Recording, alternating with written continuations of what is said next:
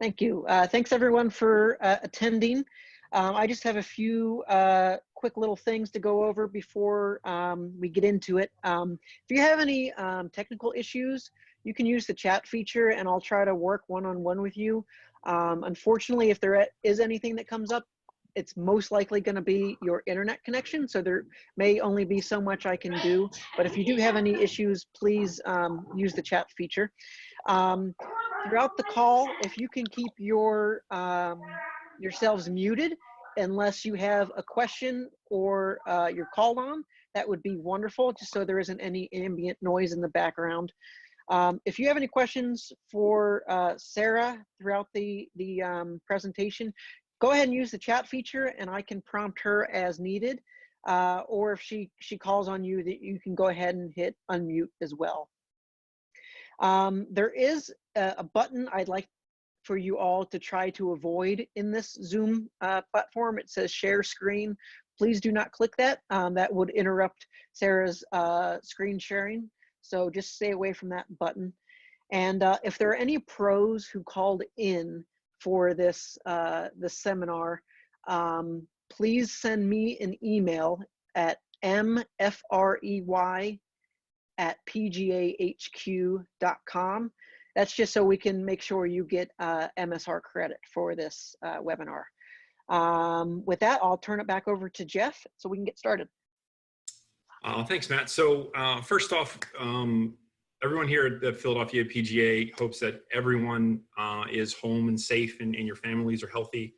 You know, crazy time for all of us, but hopefully a few things like this give us a little respite from the four walls we're trapped in. But we do hope that, you know, all of you are home and safe and healthy.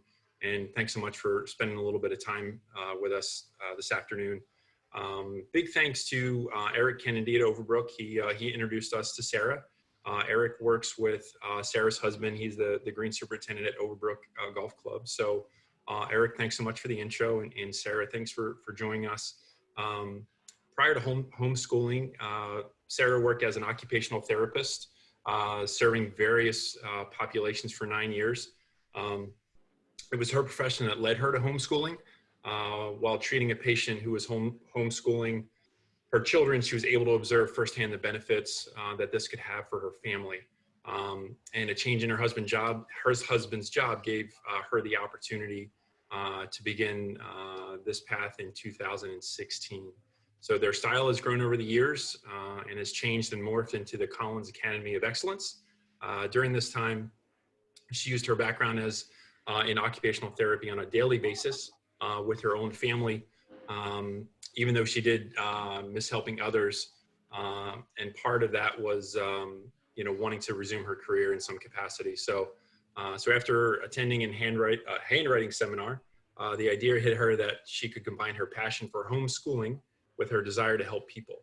So the Collins Academy Therapy Services was born. So I'm going to turn this over to Sarah and have her run through some of these great ideas as we're all dealing with some of these crazy challenges. So Sarah, thanks so much for helping us out. It's all yours. All right, absolutely. Thank you. So what I'm hoping to do today is kind of just go through a lot of what we do within our homeschool, and also talking about what homeschooling is in general, and hope to encourage you guys as we go along. So there are clearly a lot of differences in choosing to homeschool versus being forced to homeschool, or pandemic schooling like we're referring to it now. But that doesn't mean that we can't thrive in it. So that's what I'm hoping to help you to do today. So with that, this is just a quote, actually a meme that I saw the other, well, not meme, I don't know, whatever, from the internet that I saw the other day, and it really kind of hit me. It just says, we're all in the same boat, but not all in the same storm. For some people, it's sprinkling. This is a break and it's a breather. It's a rest and a pause and a time to reconnect with their families. It's kind of peaceful. For some, it's a storm, a bit scary and disruptive. It's enough to make you stay up or watch the news and worry a bit. So honestly, we are, for my family, because we were already homeschooling and because my husband is a superintendent, so he's already outside on the golf course, we haven't seen that big of a change. but I know for a lot of people it is. So for us, you know, and then for some others, it's a hurricane. It's tearing at the boards, it's pulling off the roofs and washing them out to sea, dark and unknown and life-changing. So it's not wrong to be enjoying this sprinkle or enduring a storm, which is where I hope that you guys are. But you know, don't negate the difference. So what I'm hoping to do today is to help you guys to move from, you know, if you are in a real storm, to be able to move so it's a little bit less disruptive. So how can I help you? This is also, this little picture is a little bit of our storm. So these are 2 of our 4 kiddos. We have 3 that are biological that are with us all the time. And then we have 1 that we do foster care respite for. And we can't see him at this point in time. So, but there's him. And this is, if you look at the grass behindhand, don't judge us on that. Or my husband, who is a superintendent, but that's some horrid grass right there. So how can I help you guys, and what I'm hoping to do today? We are homeschoolers by choice, yet we had a very positive public school experience. My kids, older kids, were in public school until my daughter went kindergarten to 3rd grade, and my son just did kindergarten. And you know, like Jeff said at the beginning, they were doing great, and I was working full time, and that's just how we lived our life. And then when we moved up here to Pennsylvania for Overbrook, we did have the privilege where I could stay home. And at that point, we were moving in May, and I thought it was kind of ridiculous to start public school in a different school in May. And so we started homeschooling at that point and just kind of fell in love with it and all of the advantages. So the advantages that we had. So at that point, we started homeschooling. I am an occupational therapist by trade, so I've worked with kids of all ages and adults. And, you know, when I say my husband's in the golf industry, he is, but we grew up in this because we started dating. He was 15 and I was 15 and he was 14.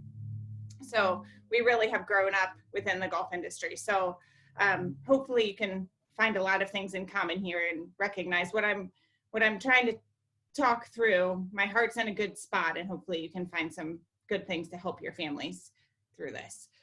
So there are some definite differences between public schooling and homeschool. Within the public school, it's designed to educate the masses. You know, there are millions of kids that go through every year, and the teachers who are leading they specialize and are experts either in their specific subject or in that developmental level of kids. Your kids are surrounded by peers all day, every day, and their specific learning times, like you have to be at school at 9 o'clock and you're done at 3, so it's specifically during the day of what you are responsible for. Homeschool is different in that you educate specifically for that child, so we're choosing curriculum that matters specifically for that child, and we're seeking out resources for all the subjects. So whether it's I'm looking for a specific curriculum or I'm looking for someone to help me with a topic or something, we are looking out for all of the subjects. I'm not an expert in any one subject. Surrounded by your family with social situations added in, and then we're not looking at learning occurs between 9 and 3, but learning as an atmosphere or a culture within the home. So how do we reconcile these two together now that everyone is homeschooling and be thriving and not just surviving throughout this time? So I'm going to kind of go through a lot of the things that I feel like will help when you are trying to figure out your school itself. Number one is recognizing the positives. You guys, everybody is an expert in their own child. So whether or not the Common Core math, or whether or not chemistry, your child, and you also know how to learn. So, you have been through school yourself. You have had to study for a test yourself. You have had to, if you're, a golf pro, you are learning all the different techniques to teach at any given time. So you know how to teach as well.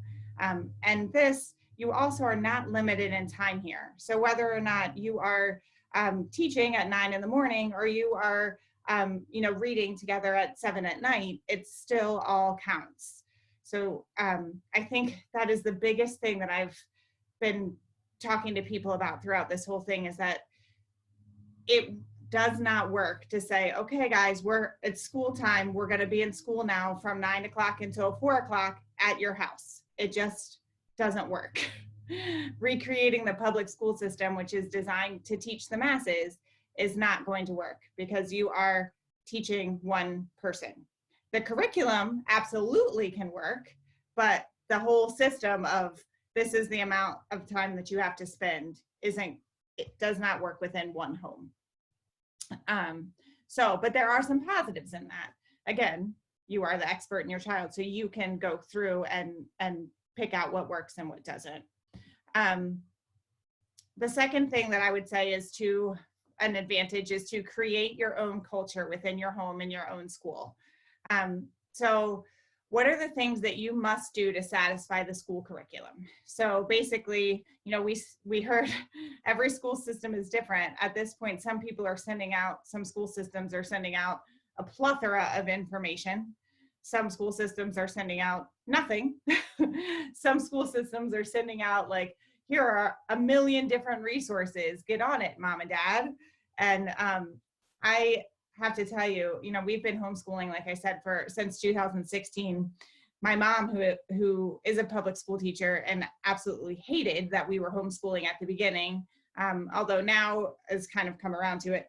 But she, as soon as this started, sent me about 977 resources and sites on Pinterest and all of the free things. And I have never been more overwhelmed in my life, thinking about all of the stuff that I was not doing for my kids and how far behind that I must be, and all of the things that I have to do to keep them up to date and to make sure that they're doing okay.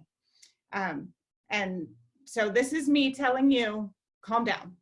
It's all going to be okay, and you do not have to use every single resource that is out there, because again, you are the expert in your child and you know what is going to work for your child. So when you're thinking about your day, what are the things that you must do to satisfy that curriculum? I know that there are certain things that you have to turn in at a certain time, in which case those are the things that you must do in that day. What are the things that you must do to satisfy your own job? So, are there specific calls you must be on, or are there specific things that you need to be doing for your own job? And then what are the things that you must do to remain safe and sane in your home? So for example, my husband hates clutter, hates it. So we know when we, every day about 4:15, we all get together. We have 15 minutes where the kids are putting away all of their stuff, and all of their school stuff, all of their toys, everything, to try to make it so that when he walks in the door in the afternoon, that it is not overwhelming for him. So that is something that we must do during the day.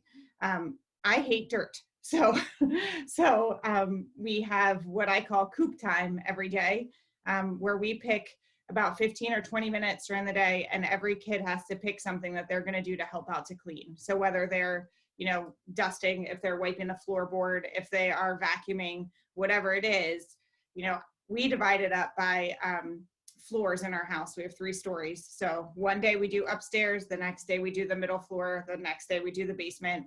And then we have bathrooms and kitchen on there. That makes 5 days. That way it's divided up. It's not overwhelming, but in 15 minutes, if everybody's doing something, you can get a whole story clean, and the place isn't going to start to be absolutely insane when you have that many people together. So that is something that we must do, and I work that into our day. And then what are the things that you can do? So we've got must do's and can do's. For those of you who are in the education system or have been, that is a must do and can do are 2 very well-used elementary school systems. So you have to do your must do's before you can do your can do's. And so what goes along with that is, what skills can you and your child learn during this time, or what can we make different about this time that can be pleasant and memorable? So, and these are the things that everybody's house will look different, but can be creating your own culture within your home. So for us, I'm just going to give you a sample kind of what we do to make this all flow during the day. And then if you have specific questions or ideas or other things, please throw them in there. I want you guys to be able to talk and ask questions as much as you want to, so we can make sure that this is helpful. So what we do is every single morning, you can see this is my little guy putting up our calendar. We do a calendar. Even my daughter, who's 11, this matters for her too, and it matters for all of us right now when our days are all looking the same. That we are keeping oriented to what day it is, so that we're not lost. And this also carries over for the older kids who are getting ready to move on into college. These are skills that they need to have anyway. So looking at in the morning, what is my calendar, and what are the things that I have to do, and what are the things that I can do. So we meet every single morning. We do it at 8 o'clock, but it doesn't matter what time you do it. And we go over, like I said, the date. We look at all of the things that we need to do together during that day. And we set up the time at that point. So are there things that, for science that they need to do together? Are there things, that we want to read that we're going to do together? So we set up those times that day, and it can look different every single day. I call it a rhythm versus a routine. Because having a rhythm, they know what to expect, but it's not like, uh-oh, it's 10:04, we're late, because all that does is cause stress.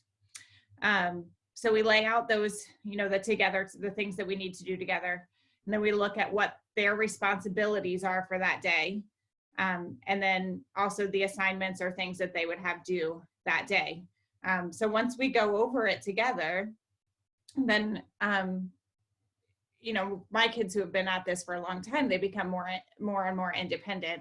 The older kids, I would think 14 through 17, they're also going to be more independent in that. The 5 and 7-year-olds are, around that range, they're going to need a little bit more guidance, but still, looking at what your responsibilities are for the day, they can still go through and say, oh, write them down, check them off, that type of thing. So we also have in our school, this is called a loop schedule. So you can see it's very high tech with index cards and clothespins. But that's where I put up some things that they like to do, or subjects that are things that they probably wouldn't need to do every day, but that they would be getting in school. So things like, well, my daughter chose calligraphy, you can see that up there, but then there's also cursive and Latin, typing. So again, these are things that they would be getting in school, but do not need to be doing every single day. So what we do is one day, during your loop time, you do calligraphy. The next day during your loop time, you do the cursive. The next day, so it's the chosen item that they can switch through, and they can do that independently. I don't like saying, and this is why it's a loop, I don't like saying every Monday, we do cursive, or every Tuesday you have Latin, because then one Tuesday, something happens and you have your Zoom call that you can't help to, stop to help them or something like that. And then it's been 3 weeks and nobody's had any Latin. So it just helps to just move forward through the next day. So other things that have fit in there, my son likes to draw, so he has drawing on there, but he has to draw something that goes along with the history that we're talking about. My daughter in the past has done, they picked an art that they wanted to do in there. So that, those are just things that, they choose or would be interested in doing that they wouldn't need your help with, and they can rotate through. So here's kind of what our morning or our day looks like. So we start at 8. That's the only time that I ever give them that you have to be here at a certain time, is 8 o'clock, because that way we're starting off all together. And again, we start off with our morning meeting and setting up our schedule. And you can see on there, making breakfast is part of that. I don't cook for my children. I really don't cook at all. Brandon cooks our dinner. My kids make their own breakfasts, and lunch, I guess sometimes I do. But because in our house, and this is where I'm saying to make up your own culture, because in our house, if I am running a business and I'm planning all of their school stuff And, you know, I'm trying to keep our house clean, and you just can't do it all. So here's the thing, like my kids are 4, 8, and 11. And you can hear 4 years old. And yes, I do not cook for him either. So now this does not mean that I just kind of let him go free. It has taken some time, but we have a lot of time right now. So what I'm saying, within your culture, if this is something that is important to you, now's the time to do it. Prepare for things that are in the future gonna matter. So my son, who's 8, makes eggs for himself every single morning. He's 9 now, sorry, he just turned 9 and I keep getting confused. Makes eggs for himself every morning. My daughter, who loves to bake, she does banana muffins at least once a week, and pancakes and things. And they're doing this while we're in there in the morning. So they have, you know, distant supervision. I'm not just letting them run wild in the kitchen, but they are responsible for that. And this is a skill that's going to lead on for the rest of their lives. So we also do during that time, you know, there's a lot of reading and things that we do, reading aloud. Even for those of you guys who have teenagers, if there's one thing that you can take away from this, I would say read to your children.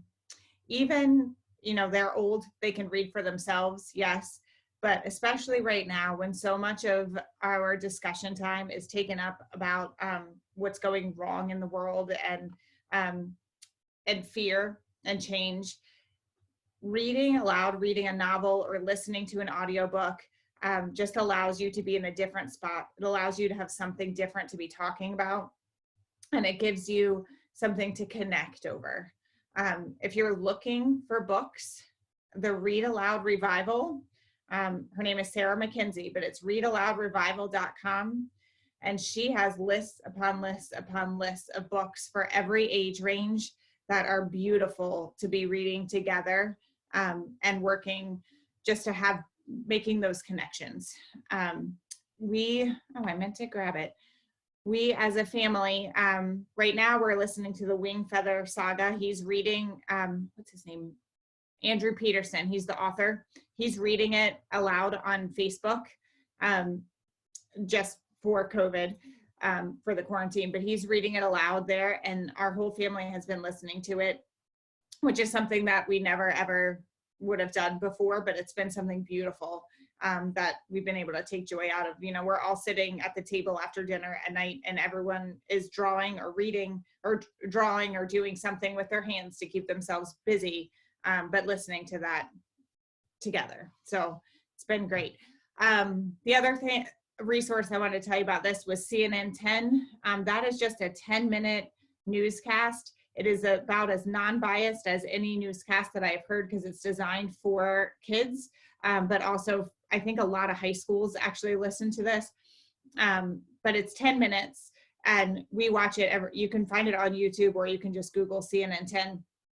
And it is giving some current events. It does clearly talk about COVID, but then it also gives a lot of other things going on in the world. So just kind of, again, trying to keep us up with current and what is today and the date, so everything doesn't start running together. So after we finish our morning time together and where we've set up our routine and stuff, that's when we move into that coop and loop time. So everyone is picking something that they're doing to clean, and then they're working through their own loop right there. They have to be responsible for their own that time. So if they're done in 5 minutes, that's great. If they finish their coop, you know, their coop in their loop time, fantastic. Go outside, do whatever you need to do, but keep going until you do. Then eventually, you know, we get back together for lunch. We tend to do our math and language arts right after lunch. And I'll go through some resources and stuff for these things there. Reading is after that, and then I have them do something creative, and then being outside. So like I said before, this is our general rhythm, but it is not a very specific routine. It does vary day to day based on who has to be on calls at what point. You know, my daughter has calls for her co-ops, you know, book clubs and this and this and that. I clearly do because I'm working. So we fit those in and make sure that everybody's getting what they need to be getting. They also have karate, that they're doing at home. One thing that I will say is try to avoid using the lingo from school, being like, my prime example being, guys, it's time for PE. Because what that does then is puts the picture in their head of what it is of PE at school. And looks very, very different. It looks nothing like what PE would look like at school. And it's sad and it's hard and it just makes people upset. So having the freedom to go out and be like, okay, we're going to go outside. Great. Or, okay, let's do a workout together or something like that. But avoid, throwing out that school lingo, which clearly we can't compete with at this point in time. So I don't know whether all of you guys saw that rainbow colored schedule that came out right at the beginning when all of this was happening, and it was on Pinterest and everywhere of, hey, this is the schedule that you guys should follow when you get home. I hope you didn't, because I saw it and I was like, oh goodness, that's overwhelming. This is what has worked for our family, but again, one of the advantages of doing this at home, knowing your own child and knowing the culture of your home allows you to make your own rhythm. So hopefully I'm empowering you to feel like, okay, I can do that. I can make my own rhythm. Okay. So again, this is something else that I know, your kids are probably used to. You're in math from, 1022, literally that specific 1022 to 1154 or something like that. When you are working with one child or even with 4 children at home, sometimes math takes 10 minutes with one kid and then they're done. Sometimes if my son is not getting it or my daughter's not getting it, that same math can take 3 days. And that's okay because you have that freedom. You are working specifically with your child. You know the way that your child works.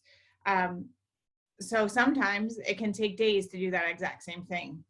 So here's my prime example. My son, who is 9, is in 3rd grade right now. We've just started doing some fractions. Poor kid just doesn't get it. Did not get it for the first 3 days. We kept going over and over and over it in one way. And then we tried baking to work on the measurements of, half a cup, quarter cup. Then we tried using a ruler to go that way, 1/2 inch, 1/8 of an inch, 1/16 of an inch. He started to get it from there. Then I pulled some resources that I knew from Teacher Pay Teacher, and I'll talk through that too. And he started to get it a little bit more. And this was a week, that it took us to get through the beginnings of fractions. And he has it now because we have that ability to work specifically with your child. For some of the higher level maths, this is why I was asking, what your schools are sending out. I am not an expert in math, clearly, myself. Well, I had a great time in math in school, but that was a long time ago. But what I will say is that you have to take on the role of being the lead learner. So what that means is if your kid is taking algebra, and for example, and you don't remember some of that stuff in algebra, there's a million resources out there. Sometimes finding it just for yourself to reteach it to yourself first makes all the difference. Now, I say that, but it's very difficult when you're trying to do this and you're still trying to work and you're trying to manage all of your other children. And I get that. Hopefully your schools are sending out some information to kind of help with that type of thing. But if they're not, empowering yourself to know, okay, I know how to learn. I know what has worked for myself in the past. If I know it, I can teach it because you're an expert in your child. Again, you do not have to be an expert in the subject. You have to know how to learn and then teach your kid how to learn. The other thing is you also do not have to know every single thing to teach it, because what we want for our children in the future is for them to be able to know how they learn and to research topics that they're interested in, and then to be able to figure it out for their own brains. So sometimes, like, with my older daughter and science and some things that she's worked on there, Shakespeare actually is a really good example. So we are learning, we're reading through a Midsummer's Night Dream right now. And I never studied Shakespeare in my entire life up until now. And there's a lot of things that I didn't understand, but they're watching me read through it with them, being the lead learner, and then we can talk about it together, and they're learning how they learn through that. They'll be able to take those skills of how they learn so much farther into the future when they're going to college, and they're not going to end up like my husband, who had a 1.7 GPA his first semester, because he's a smart guy, but he didn't know how to learn. He didn't know how to study. So take this time and say, all right, you know what, guys, I don't know how to do this, but we can work through it together. And then you're going to be learning about your own learning styles. Does that all make sense? Okay, good. All right. So again, sometimes math is going to take 10 minutes and sometimes it's going to take days, and that's okay. Just know that that is okay, and you have that freedom to do it. Sometimes it's like, oh, we're going to try math at 9 in the morning, and then it didn't work at 9 in the morning. People were getting frustrated. So drop it and come back at 4 in the afternoon. Or if your kid is a really early morning person, my daughter sometimes comes down at 8 o'clock and she's already done her math, and she's already done her, rewritten her essay that she needed to do, because she's a morning person. She's up at 6, she does it. That's the freedom of this homeschool atmosphere. All right, so use the free resources. Again, I said it was extremely overwhelming at the very beginning with everything that was free that was coming out. So I only put on here the ones that we use because no one needs to be dumping more things onto you right now.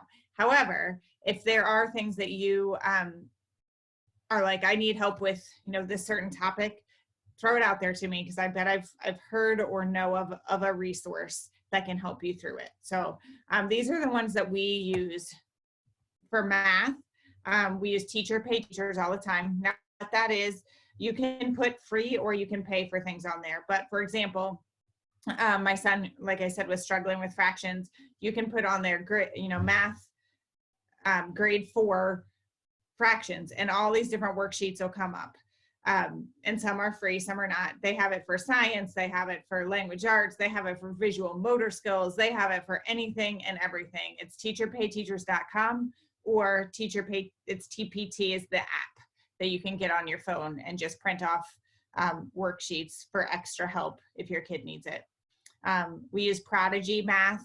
It's a game, and so they love that. And Extra Math is for speed, kind of like learning skip counting or multiplication tables, or even simple math facts. And I go through there. Resources that we use for science, again, Teacher Pay Teachers. We also use Mystery Science, so that's mysteryscience.com, and those are kind of open and go lessons. So if you know that it's only for elementary school and middle school. Actually, I only think it goes up to like age 12. This is my daughter's last year using it. But if you're doing beginning physics or something, you can look on there, and they have all different types of lessons to go along with it, complete with projects. So, and this is something I look beforehand to find out what they need, like what equipment that they need for the project, but then I don't have anything to do with that the rest of the time. So typically when I have a call or I have a patient that I'm working with, my kids will do Mystery Science, because it is something that I do not have to have anything to do with. They teach it, they do the experiment, and then they're done. The third resource that we use a lot is Exploring Nature with Children. I would encourage you as much as you can to be outside. Clearly, we have to follow the social distancing, but and there are a lot of parks and trails that are closed, but there are a lot of parks and trails that are open. Exploring Nature with Children, if you Google that, it'll come up. It is printable, they're weekly lessons. So it'll give you a topic. It gives you then something to look for outside, and it'll kind of break it down. It gives you a poem that goes with that topic. It gives you artwork that goes with that topic, and gives you other books too. Some of them you can find on Audible or books. We'll talk about that in a little bit, but it has opened my eyes to what we can see just even within our local, Pennsylvania selves. That, I mean, I just can't say enough about it, because really I was not an outdoor person at all. But since we started homeschooling, and since we have been trying to encourage our families to be outside so much more, to have that topic and have something to talk about and to explore together has really been beautiful for my children and for our relationship together. Okay, so other resources for reading, books. That's for younger kids, but they are all books that have, it's free as well, but you can get on and you can find any picture books, while the libraries are closed. Up to it. There's tons on there. Audible Stories is also free right now. That's also for kids. And then I mentioned the Wing Feather Saga that we're listening to on Facebook.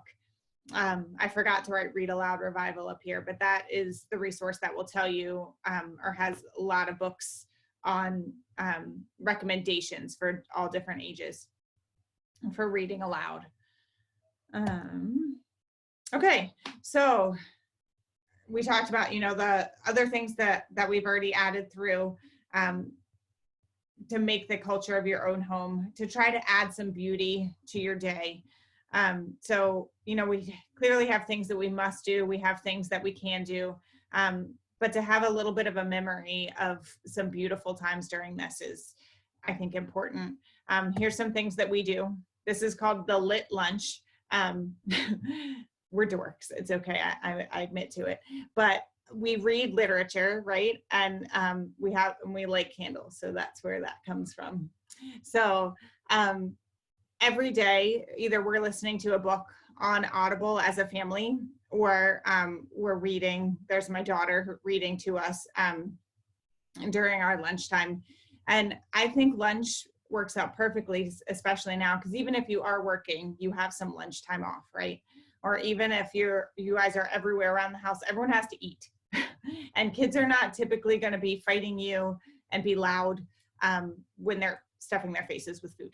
So it has worked for us to spend that time with a lit lunch, and it's just something kind of special. So every once in a while we try to be extra special and break out like my grandmother's china or something, but really that's not that often. So we'll just go. It doesn't matter if it's on a paper plate or on grandma's china, it still can be something that they can remember. And where you are reading books about, whether it's something that they're studying that pertains to school, or whether it's just that you're sitting together. And then nature study, which I already mentioned. The outdoors is still open, especially, right now. It's important to be getting all this vitamin D to help us to fight off this virus. So, whether you're 2 years old, or whether your, kids are 17 and 15, or yourself, being outside is going to help.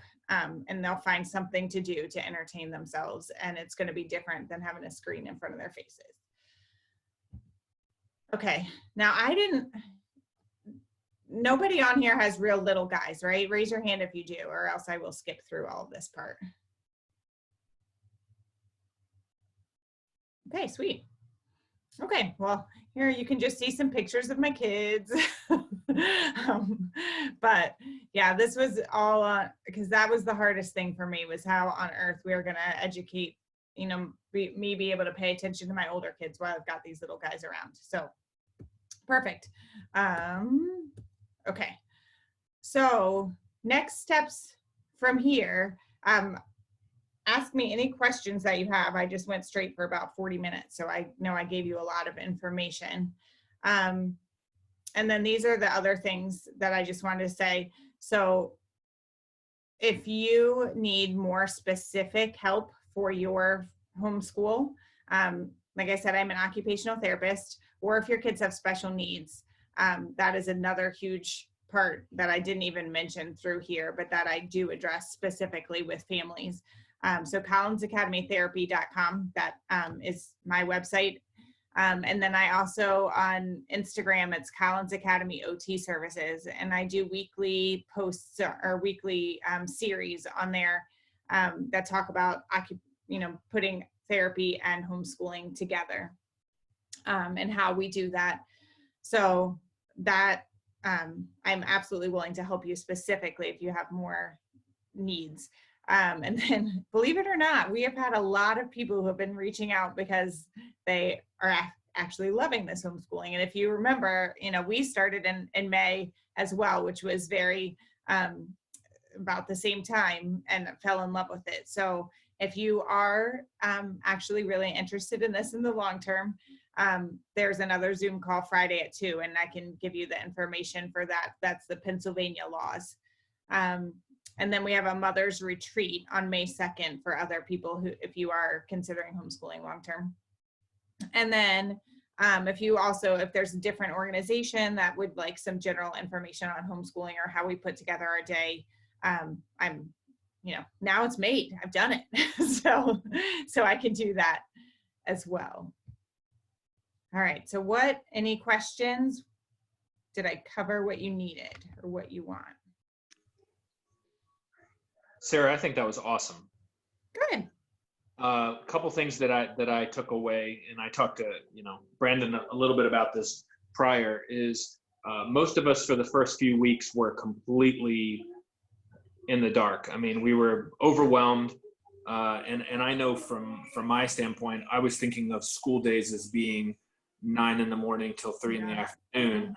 And then Brandon and I were talking a little bit, and he kind of maybe that he obviously got this from you, which is, yes, kids are in school for whatever, 6 hours, 6.5 hours or something like that. But they're not learning straight for 6.5 hours, and their attention spans aren't built that way. And that there are a lot of times they're going between classes, and they, are getting in line and, eating and playing and stuff like that, that I know that I've talked to a few parents that are overwhelmed because they think they need to plop their kid down in front of a computer for 6 or 7 hours a day, just to kill the time. Yes, please don't. Please don't do that. That is, taking, like I said before, the system that's designed to educate the masses, right? And putting it into a spot where you are the specific teacher for 1 or 2 or 3 children, which is a whole different ballgame. We don't have to worry about, okay, Johnny isn't understanding it and Sarah does get it. So, okay, how do we juggle that? You don't. You base it on what your kid is understanding. And, we don't have to worry about, Susie in the back who's screaming and yelling or raising her hand, or she's got to go to the bathroom and interrupting something or another. You don't have to worry about all that classroom management stuff. You just have to worry about your own child. And so that you have the freedom and grace in that. And if it is taking forever, like I said, in math or in science or even in English, whatever, if it is taking a really long time, that's okay.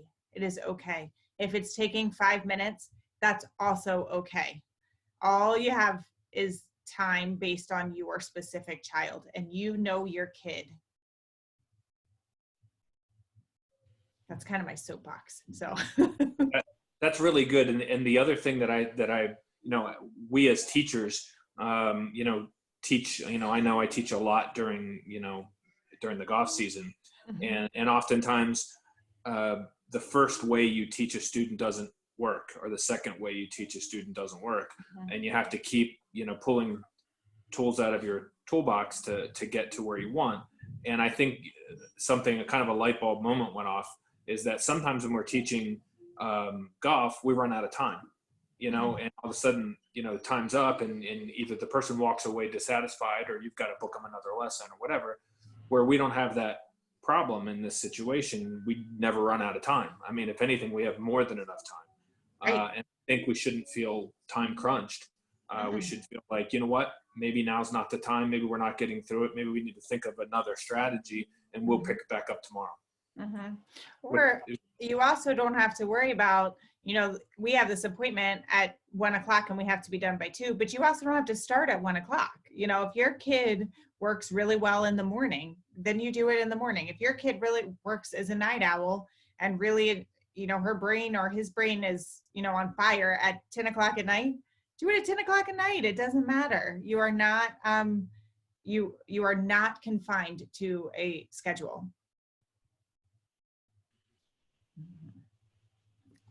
And I hope, Eric, too, that you picked up the, you know, you have a toolbox, right? You have a toolbox when you're teaching golf, okay? But you also have a toolbox when you're teaching your kid, because you know your kid.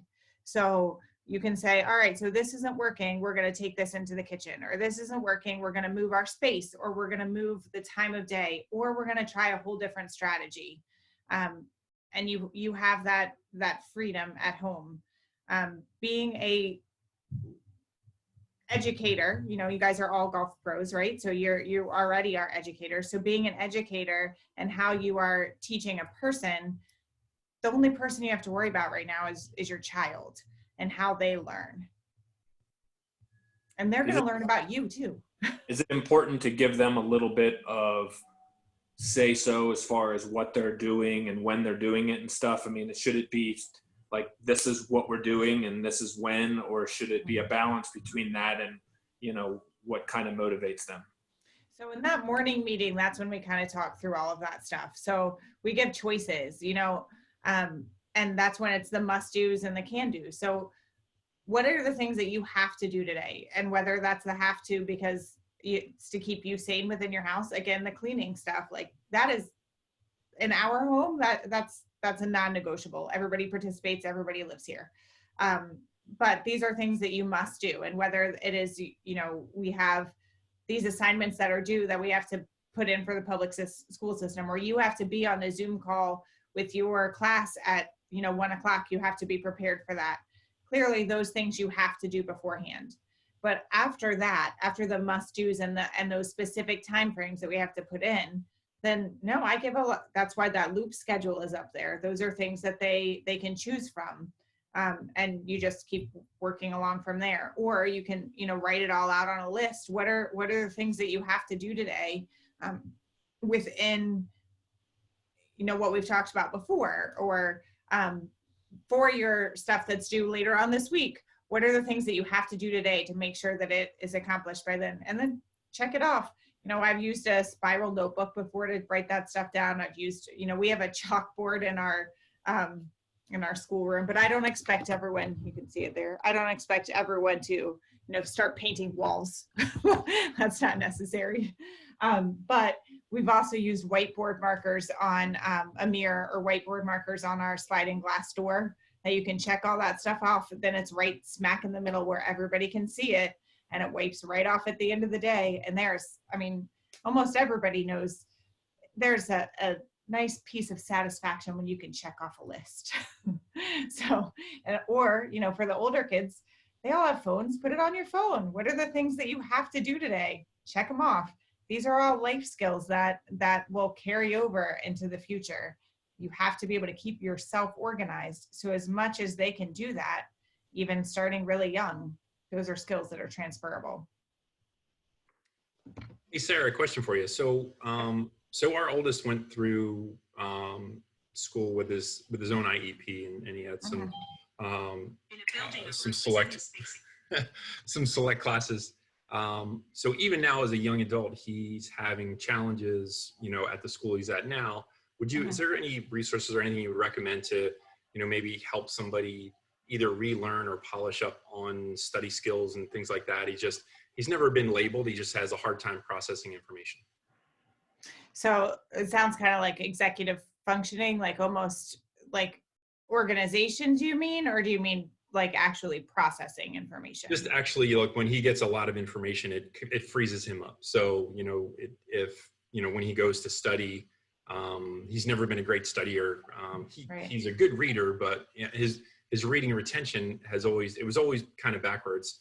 You know, his reading retention was really high, but he just, when he gets in that environment, he tends to get anxious and freeze up.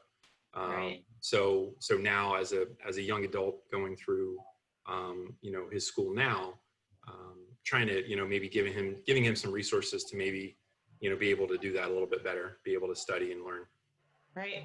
So it sounds a little bit to me, I mean, without knowing your son specifically, but it sounds more to me like auditory processing is hard because there's a lot that's coming at you. I mean, because if you're reading, then you're a visual learner, right? So you're able to pick it up from what's in front of you. But then if something is just being told to you a lot, then you get overwhelmed. Does that sound about right? Yeah, that's correct. Okay. So there's basically 3 different types of learners. There's visual learners, there's auditory learners, and then there's kinesthetic learners, or people that need to actually manipulate something or touch it or look at it within their hands. So knowing that the way that you learn, which is exactly what I was talking about with being the lead learner, knowing the way that you learn can be so empowering. So if your son, it sounds like, is a visual learner because he can read, to be able to ask, whatever classroom that he's in here, we had the PowerPoint presentation, but whatever classroom that he's in, and say, I'm a visual learner and I need to see this information, that can be huge. There's also, I can, if email me at the end, because it's Collins Academy Therapy Services at Gmail. And if you email me, I have some stuff on executive functioning, which can help to organize, just some really good websites and like action steps that can help him to organize a little bit more, that I can give you specifically. Okay, awesome. Thanks. Yeah, absolutely. Sarah, Claudia asked for the Zoom code or the URL for Friday's PAE law session. I'll send you an email with her copied. So if you want to share that with her, you can. Perfect. I will do that. I would love to be on the Friday call too. The Okay. Zoom, Okay, I'll include you as well, Elizabeth. E.B. Mahoney. Yep. Thank you. I'm telling you, there's a lot of people who have, I think right now there's almost 2 camps. There's the camp that's like, oh my gosh, this is horrid. And there's the camp that's like, hey, this is kind of nice. And I'm hoping to reconcile the 2 a little bit. And hopefully that one that thinks this is horrid is backing down a little bit, because there really is a lot of good and being able to teach your own child. And like I said, they're going to learn about you in a way that they never would have before, and you're going to learn about them in the same way. So again, forming those connections, and hopefully if you got one thing out of it, it's spend some time reading together, or listening to books together, or just enjoying that a little bit of beauty in it, and it's going to go so far. And your school day doesn't have to be 9 to 3. Those are my 2 things. Okay. Anything else? Thank you Thank you so much. All right. Absolutely. Well, look at that. And right at 3. But thanks so much for sharing this. I know everybody on the call really appreciated it. I took a lot away from it, even though I have, much older kids. So it was very, very great information. So, we'll share this, with on our website with our membership, and then anybody on here obviously has your contact information, so they can reach out to you. But thanks so much. I really appreciate it. Thanks, Sarah. No problem. Everybody have a great afternoon. Great evening. Yes. Thanks. Thanks, Sarah. Thank you, Sarah. Thanks. Absolutely. You're welcome.